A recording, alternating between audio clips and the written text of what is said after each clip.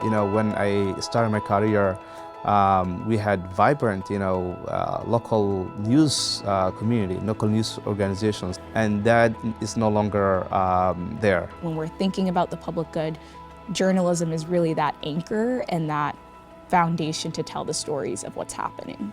So I was a reporter, and then I pivoted and took this big risk of launching a business, nonprofit news organizations. It was 2019, just before the pandemic. We are focusing on the whole breadth of these communities, so that we can showcase who these communities are, how they're going about their lives, so that when my kids go back and review the records, they can get a full picture of how the community was at that particular time. We're a really good example of what a healthy media landscape can look like here in the Twin Cities. Journalism is not just about the breaking news and the catastrophes and meeting people at their worst, but also shining a light on people at their best.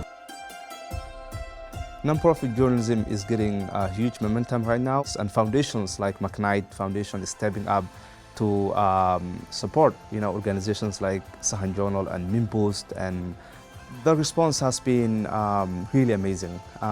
When people see themselves in stories in journalism, they participate in the democratic process because they know what's going on, what's at stake. They feel proud about it. And I think that being an opportunity that exists in our ecosystem really deserves to be uplifted and to be further socialized as the exemplary example of what we could be doing in journalism. My goal was to build an institution that can outlast me, and then bring someone else who can move the legacy forward, right? And I think I got to that point within 5 years, and now we are 23 full-time staff, and the next person is stepping into an organization that is thriving, that has a very good team.